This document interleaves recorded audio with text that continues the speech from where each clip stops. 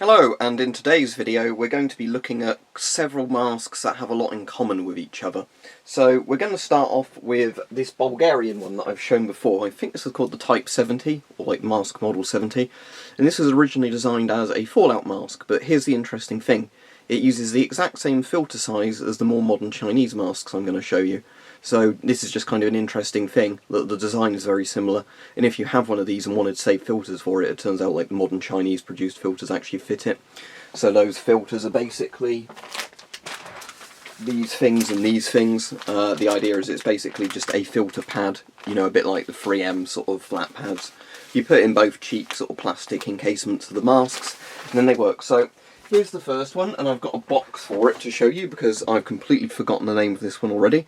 But I assume TF is the manufacturer. Is it like Taofeng or something like that they're called? I can't remember. But this is like a very, very basic kind of cheapo, nasty respirator. But it works, so, you know, there's that. Now, the only bit that's a bit weird with it is the foam around, like, you know, the mouth and nose cup section. Because that, obviously, you'd think, can air get through the foam, but it does make it at least comfortable to a degree.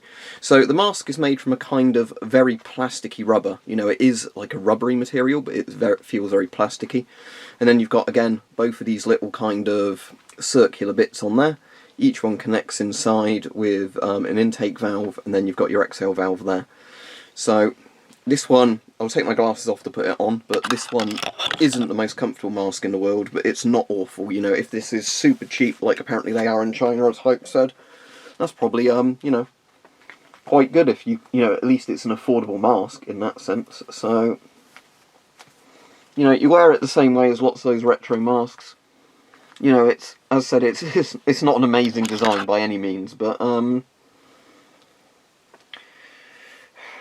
you know, you can see that a bit of air does get out around there, because obviously my glasses are steaming up slightly, but, you know, for a very basic cheap mask, it's probably better than somebody wearing an N95 style mask, and, you know, you can obviously clean this down and reuse it. So it's kind of interesting seeing a very retro style, sort of communisty, you know, cheek filtery mask, well, not really cheek filters, but you know what I mean, the domestic design, rather than it just being a 3M clone or whatever.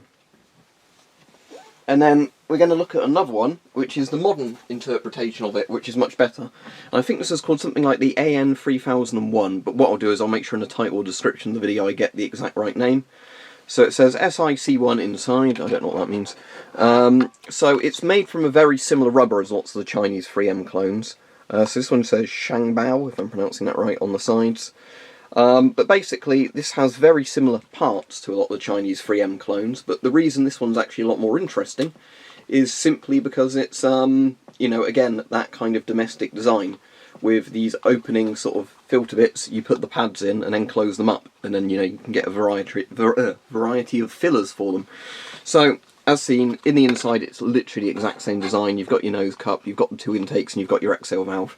So this one is more comfortable than the other one because it's, you know, more of a modernish rubber. It's more of a like silicone-y type thing.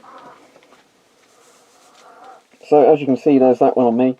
It's still not the most comfortable mask for me because, as you can probably see, my nose is a bit big for it.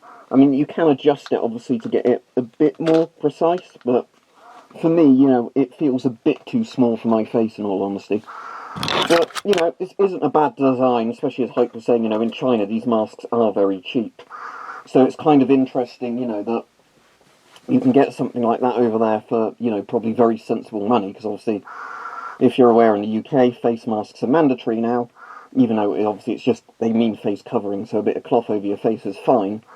But the point is that, you know, at least there you can get proper respirators still for reasonable money, unlike here where they're like sold out everywhere or going for like dozens to hundreds of pounds for simple half-face and full-face respirators.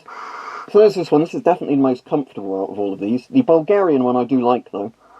But it's kind of interesting looking at all of these to see the kind of, you know, similarities of the design, where, again, they all take the same style filters, and all of them are dual, you know, flat filter intake with the exhale valve at the front. Saying that, the Bulgarian one is actually a bit of a better design because it has two exhale valves, one of them for draining sweat out the bottom. I think Hype was saying in theory this bit removes from the bottom to drain out sweat, but I've been yet to find out how it comes out without, you know, ripping the mask. and because it's that weird cheapy plastic rubber material, I don't want to pull it too hard in case I rip it to pieces. But yeah, there you go. So, a big thanks for him for sending me these, like with all the other stuff he sent me over the years. Let me just show you the other set of filters he sent me for these. I've not bothered putting any in because I think they're the less protective ones. But these are like the surgical mask style ones, from what I understand. So although they have more of a Heaper looking design to them, I'm pretty sure they're like not as good a material in terms of filtration ability. But it's kind of interesting as well that you can get these to, you know, also put in those cheek bits. So it's more just an interesting thing, you know, of looking at a different style of mask that's obviously had a few clones and derivatives. To me, they look a lot like the Soviet PY60M, but, you know, just made to be a bit more simpler. There's also, was it the Comfo Classic, a few of the Americans who watch the videos were saying it's kind of representative of. So I guess it's just kind of where a lot of communist nations just came up with a very simple design, taking inspiration from several masks.